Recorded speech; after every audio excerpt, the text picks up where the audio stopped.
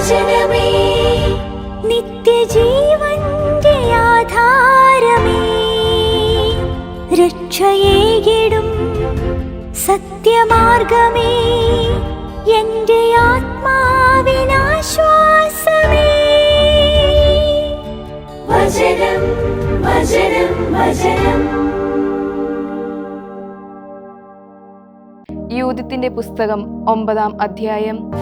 അനന്തരം യൂദിത്ത് സാഷ്ടാംഗം വീണ് തന്റെ തലയിൽ ചാരം പൂശി ധരിച്ചിരുന്ന ചാക്കുവസ്ത്രം അനാവരണം ചെയ്ത് ജെറുസലേമിൽ ദൈവത്തിന്റെ ഭവനത്തിൽ സായാഹ്ന ധൂപാർപ്പണത്തിന്റെ സമയത്ത് കർത്താവിനോട് ഉച്ചത്തിൽ നിലവിളിച്ചപേക്ഷിച്ചു. യൂദിത്ത് പറഞ്ഞു, എന്റെ പിതാവായ ശിമെയോന്റെ ദൈവമായ കർത്താവേ, ഒരു കന്യകയെ മലിനയാക്കുന്നതിനായി അവളുടെ വസ്ത്രം അഴിച്ച് അവളെ ലജ്ജിപ്പിക്കാൻ അവളുടെ നഗ്നത അനാവരണം ചെയ്യുകയും അവളെ അപമാനിക്കാൻ അവളുടെ ഗർഭപാത്രം മലിനമാക്കുകയും ചെയ്ത വിദേശീയരോട് പ്രതികാരം ചെയ്യുന്നതിന് അങ്ങ് എൻ്റെ പിതാവിൻ്റെ കയ്യിൽ ഒരു ഖഡ്ഗം കൊടുത്തുവല്ലോ. അത് ഒരിക്കലും സംഭവിക്കരുതെന്ന് അങ്ങ് പറഞ്ഞിരുന്നു.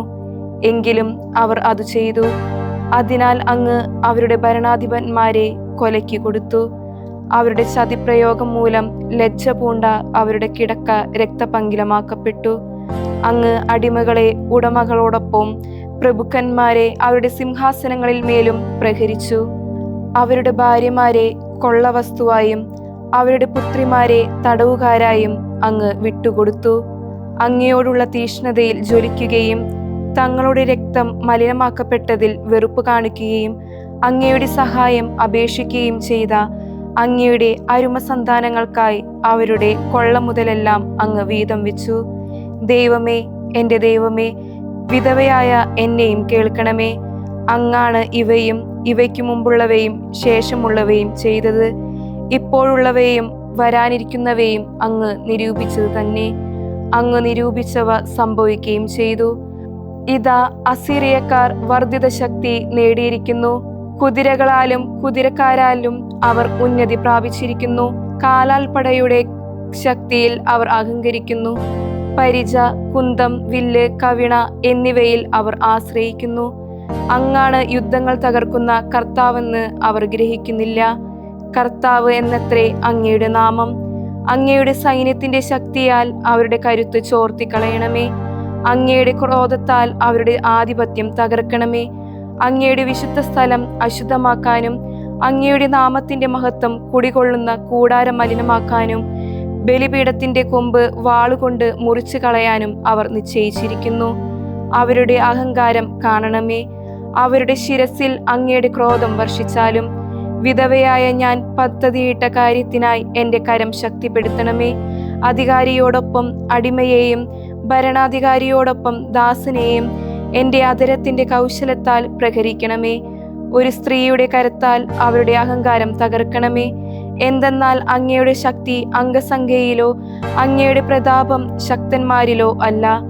അങ്ങ് എളിയവരും ദൈവവും ചെറിയവരുടെ സഹായകനും അവശ്യരുടെ അത്താണിയും നിരാലംബരുടെ സംരക്ഷകനും ആശയറ്റവരുടെ രക്ഷകനുമാണ്.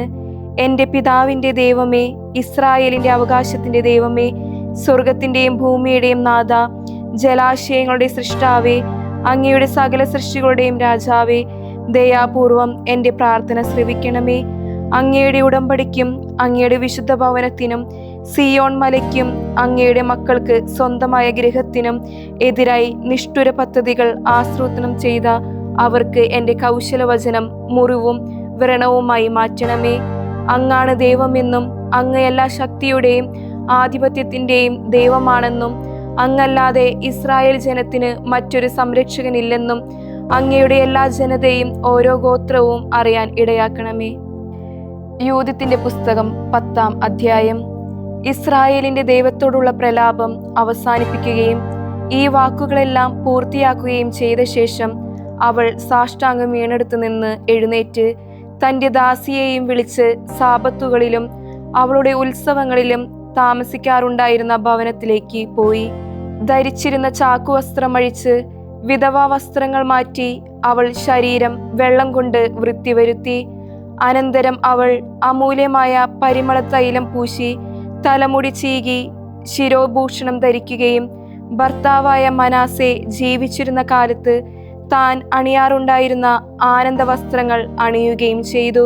പാദങ്ങളിൽ ചെരുപ്പുകൾ ധരിച്ചും വളകളും മാലകളും മോതിരവും കമ്മലും അവളുടെ മറ്റെല്ലാ ആഭരണങ്ങളും അണിഞ്ഞ് തന്നെ നോക്കുന്ന പുരുഷന്മാരുടെ കണ്ണുകൾ ഭ്രമിക്കും വിധം അവൾ അതീവ സൗന്ദര്യവതിയായി ചമഞ്ഞൊരുങ്ങി. അവൾ ഒരു കുപ്പി വീഞ്ഞും ഒരു പാത്രം എണ്ണയും തന്റെ ദാസിയെ ഏൽപ്പിച്ചു. വറുത്ത ധാന്യവും ഉണങ്ങിയ പഴങ്ങൾ കൊണ്ടുണ്ടാക്കിയ ഒരു അടയും നേർമയുള്ള അപ്പവും ഒരു സഞ്ചിയിൽ നിറച്ച് തന്റെ പാത്രങ്ങളെല്ലാം പൊതിഞ്ഞു കെട്ടി അവളെ ഏൽപ്പിച്ചു.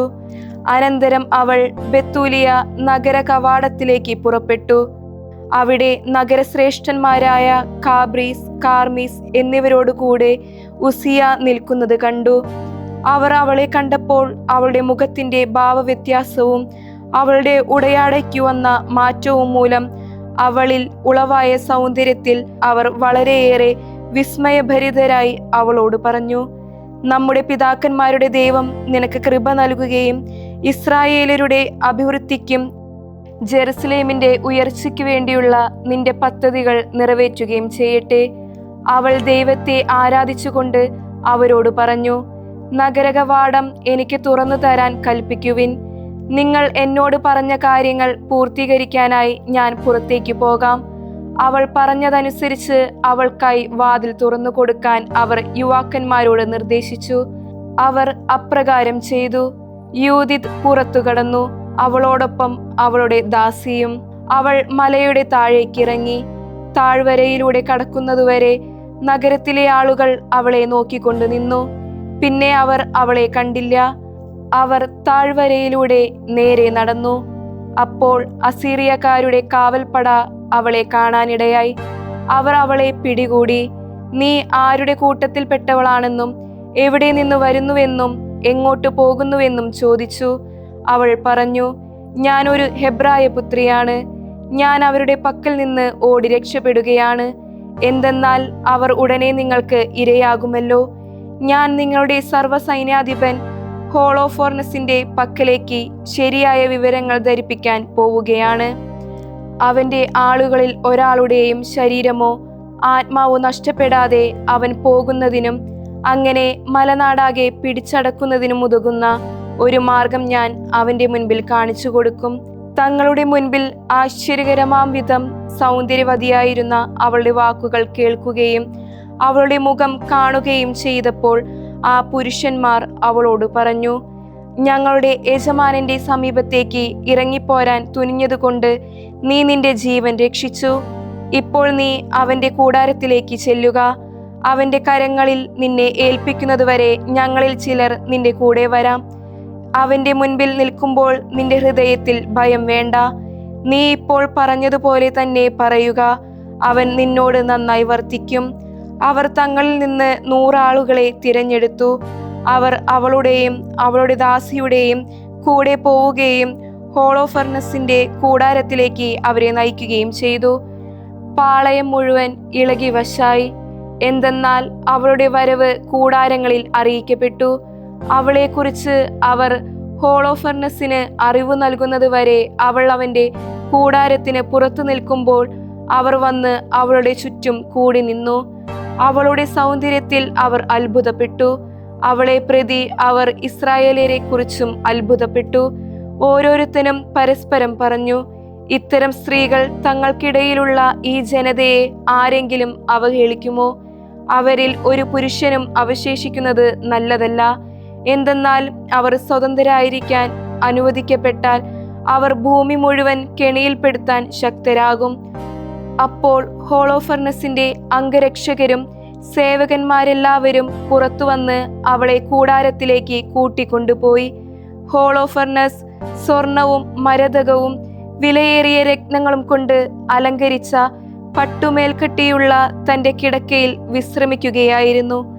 അവളെ പറ്റി പറഞ്ഞത് കേട്ടപ്പോൾ അവൻ പുറത്തിറങ്ങി കൂടാരത്തിനു മുമ്പിലേക്ക് വന്നു. അവനു മുമ്പേ വെള്ളി വിളക്കുകളും നീങ്ങി. യൂദിത് അവന്റെയും അവന്റെ സേവകരുടെയും മുമ്പിൽ വന്നപ്പോൾ എല്ലാവരും അവളുടെ മുഖസൗന്ദര്യത്തിൽ അത്ഭുത സ്തബ്ധരായി. അവൾ സാഷ്ടാംഗം വീണ് അവനെ വണങ്ങി. എന്നാൽ അവന്റെ അടിമകൾ അവളെ എഴുന്നേൽപ്പിച്ചു. ജെറമിയ പ്രവാചകന്റെ പുസ്തകം 26-ാം അധ്യായം. യൂദാ രാജാവായ ജോസിയായുടെ മകൻ യഹോയാക്കീമിന്റെ വാഴ്ചയുടെ ആരംഭത്തിൽ കർത്താവിൽ നിന്ന് ഈ വചനം ഇപ്രകാരമുണ്ടായി.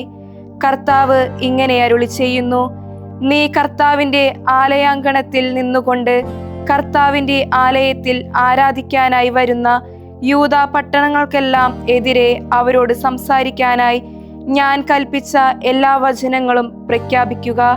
ഒരു കാര്യവും വിട്ടുകളയരുത്.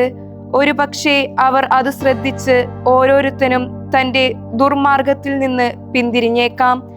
അങ്ങനെ അവരുടെ പ്രവൃത്തികളുടെ ദുഷ്ടത നിമിത്തം അവരോട് ചെയ്യാൻ ഞാൻ ഉദ്ദേശിച്ചിരുന്ന നാശത്തെക്കുറിച്ച് ഞാൻ അനുതപിക്കും.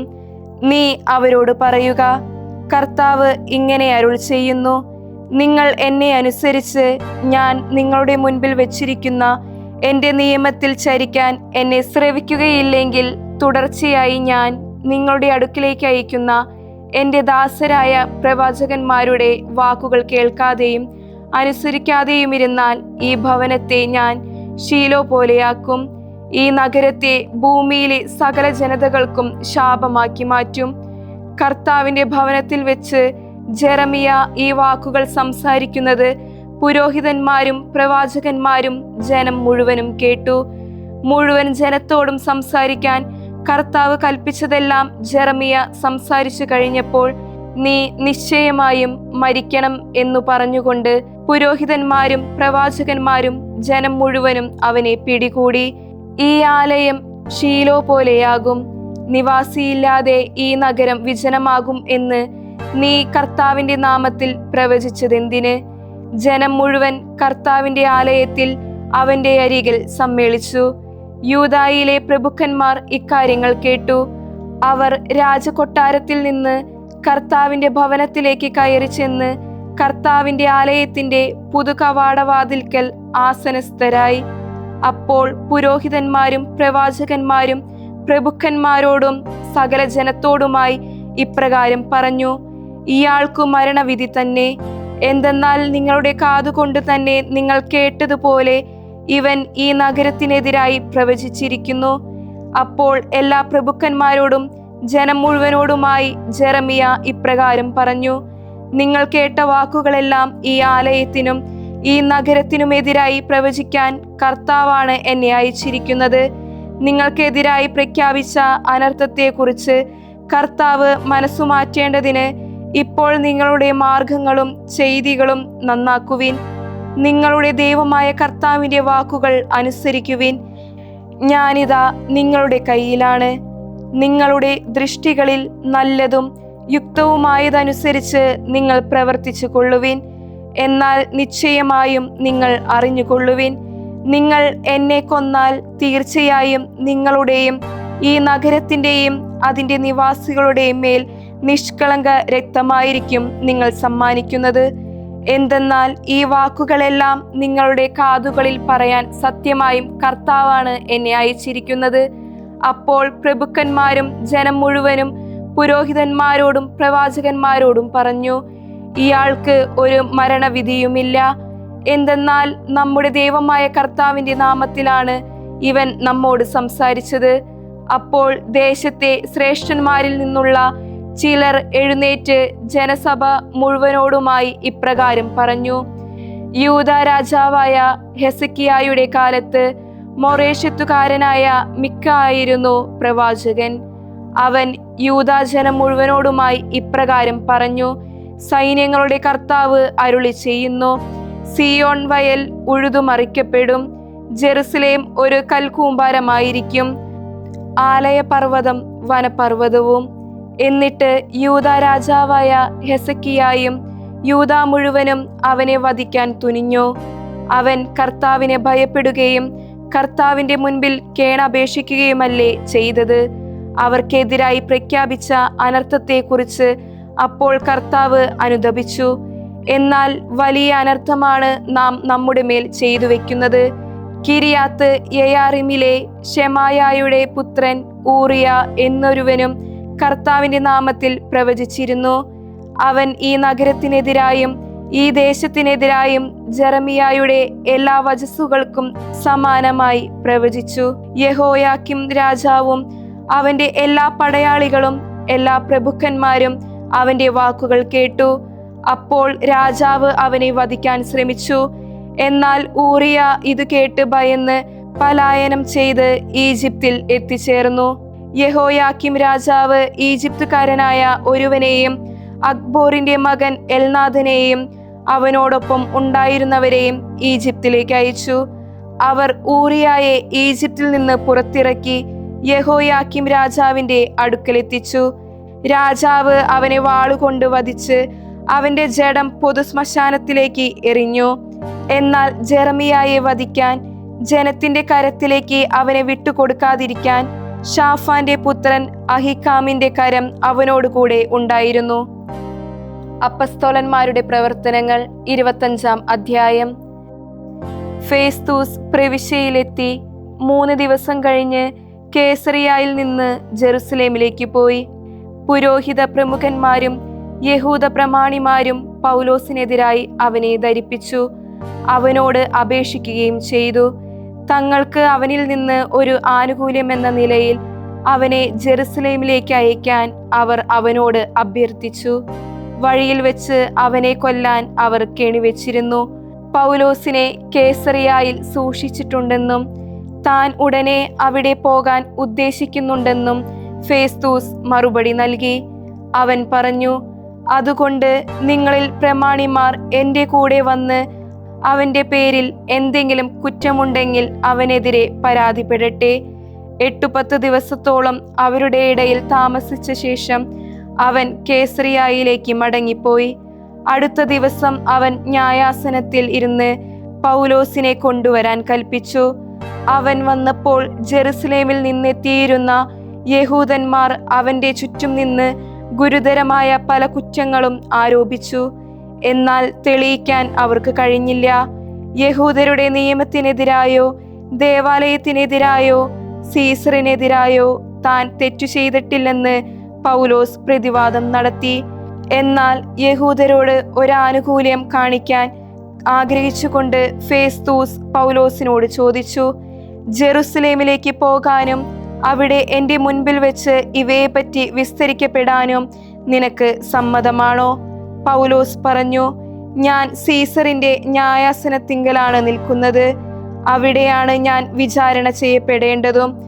നിനക്ക് നന്നായി അറിയാവുന്ന പോലെ യഹൂദരോട് ഞാൻ ഒരു തെറ്റും ചെയ്തിട്ടില്ല. ഞാൻ തെറ്റ് ചെയ്തവനും മരണാർഹമായ എന്തെങ്കിലും ചെയ്തവനുമാണെങ്കിൽ വധശിക്ഷയിൽ നിന്ന് ഒഴിവ് ഞാൻ അപേക്ഷിക്കുന്നില്ല. എന്നാൽ അവർ എനിക്കെതിരെ ആരോപിക്കുന്നവയിൽ കഴമ്പില്ലെങ്കിൽ എന്നെ അവർക്ക് വിട്ടുകൊടുക്കാൻ ആർക്കും കഴിയുകയില്ല. ഞാൻ സീസറിന്റെ പക്കൽ ഉപരിവിചാരണ ആവശ്യപ്പെടുന്നു.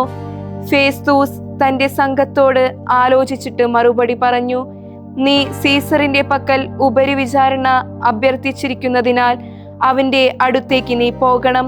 കുറെ ദിവസങ്ങൾക്കു ശേഷം അഗ്രിപ്പ രാജാവും ബർനിക്കയും ഫേസ്തൂസിനെ അഭിവാദനം ചെയ്യാൻ കേസറിയായിലെത്തി. അവർ അവിടെ കുറെ ദിവസങ്ങൾ താമസിച്ചു. ഫേസ്തൂസ് പൗലോസിനെ സംബന്ധിച്ച കാര്യങ്ങൾ രാജാവിനെ ധരിപ്പിച്ചുകൊണ്ട് പറഞ്ഞു, ഫെലിക്സ് തടവുകാരനായി വിട്ടിട്ടുപോയ ഒരുവൻ ഇവിടെയുണ്ട്. ഞാൻ ജെറുസലേമിലായിരുന്നപ്പോൾ വിധി നടത്തിപ്പ് ആവശ്യപ്പെട്ടുകൊണ്ട് പുരോഹിത പ്രമുഖന്മാരും യഹൂദ ശ്രേഷ്ഠന്മാരും അവനെതിരെ എന്നെ ധരിപ്പിച്ചു. വാദികളെ മുഖാമുഖം കണ്ട് കുറ്റാരോപണത്തെക്കുറിച്ച് വാദിക്കാൻ പ്രതിക്ക് അവസരം നൽകാതെ അവനെ ഏൽപ്പിച്ചു കൊടുക്കുന്നത് റോമാക്കാരുടെ പതിവല്ല എന്ന് ഞാൻ മറുപടി പറഞ്ഞു. അവർ ഇവിടെ ഒരുമിച്ച് കൂടിയപ്പോൾ ഒട്ടും താമസം വരുത്താതെ അടുത്ത ദിവസം തന്നെ ഞാൻ ന്യായാസനത്തിലിരുന്ന് ആ മനുഷ്യനെ കൊണ്ടുവരാൻ കൽപ്പിച്ചു. വാദികൾ കുറ്റാരോപണവുമായി അവന്റെ ചുറ്റും നിന്നപ്പോൾ ഞാൻ സംശയിച്ച തരത്തിലുള്ള തിന്മകളൊന്നും അവർ കൊണ്ടുവന്നില്ല. എന്നാൽ തങ്ങളുടെ തന്നെ മതത്തിന്റെ ചില സംഗതികളെക്കുറിച്ചും മരിച്ചുപോയെങ്കിലും ജീവിച്ചിരിക്കുന്നുവെന്ന് പൗലോസ് സമർത്ഥിക്കുന്ന ഒരു യേശുവിനെ കുറിച്ചും മാത്രമേ അവർക്ക് അവനുമായി അഭിപ്രായ ഭിന്നത ഉണ്ടായിരുന്നുള്ളൂ.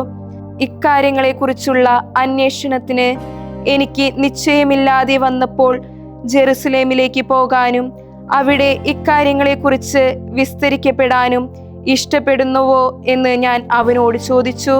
എന്നാൽ ചക്രവർത്തിയുടെ തീരുമാനമുണ്ടാകുന്നതുവരെ തന്നെ സംരക്ഷിക്കണമെന്ന് പൗലോസ് അപേക്ഷിച്ചതിനാൽ സീസറിന്റെ അടുത്തേക്ക് അയക്കുന്നതുവരെ അവനെ തടവിൽ വയ്ക്കാൻ ഞാൻ ആജ്ഞാപിച്ചു. അഗ്രിപ്പ ഫേസ്തൂസിനോട് പറഞ്ഞു, ഞാൻ ആ മനുഷ്യനെ നേരിട്ട് കേൾക്കാൻ ആഗ്രഹിക്കുന്നു. അവൻ പറഞ്ഞു, നാളെ നിനക്ക് കേൾക്കാം.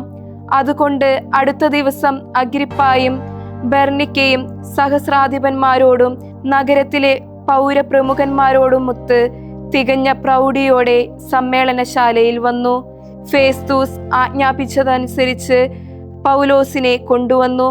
ഫേസ്തൂസ് പറഞ്ഞു, അഗ്രിപ്പ രാജാവേ, ഞങ്ങളോട് കൂടെ ഇവിടെ ആയിരിക്കുന്നവരെ ഇവനെ നിങ്ങൾ കാണുന്നല്ലോ. ഇവനെതിരായാണ് യഹൂദ സമൂഹം മുഴുവൻ ജെറുസലേമിൽ വെച്ചും ഇവിടെ വെച്ചും ഇവൻ ഇനി ജീവിക്കരുത് എന്ന് വിളിച്ചുകൂവി എന്നോട് പരാതിപ്പെട്ടത്. എങ്കിലും മരണശിക്ഷയ്ക്ക് അർഹമായതൊന്നും ഇവൻ ചെയ്തതായി ഞാൻ കണ്ടില്ല. എന്നാൽ അവൻ തന്നെ ചക്രവർത്തി സമക്ഷം ഉപരിവിചാരണ ആവശ്യപ്പെട്ടിരിക്കുന്നതിനാൽ അവനെ അങ്ങോട്ടയക്കാൻ ഞാൻ തീരുമാനിച്ചിരിക്കുകയാണ്. ഇവനെക്കുറിച്ച് തിരുമേനിക്ക് എന്തെഴുതണമെന്ന് എനിക്ക് നിശ്ചയമില്ല. അതുകൊണ്ടാണ് ഞാൻ ഇവനെ നിങ്ങളുടെ മുൻപിൽ, വിശിഷ്യ അഗ്രിപ്പ രാജാവേ, നിന്റെ മുൻപിൽ കൊണ്ടുവന്നിരിക്കുന്നത്. വിചാരണ കഴിയുമ്പോൾ എന്തെങ്കിലും എഴുതാൻ എനിക്കുണ്ടാകുമല്ലോ. തടവുകാരനെ അയക്കുമ്പോൾ അവനെതിരെയുള്ള ആരോപണങ്ങൾ വ്യക്തമാക്കാതിരിക്കുന്നത് അനുചിതമാണെന്ന് എനിക്ക് തോന്നുന്നു. ദൈവവചനമേ, നിത്യജീവന്റെ ആധാരമേ, രക്ഷയേകിടും സത്യമാർഗമേ, എന്റെ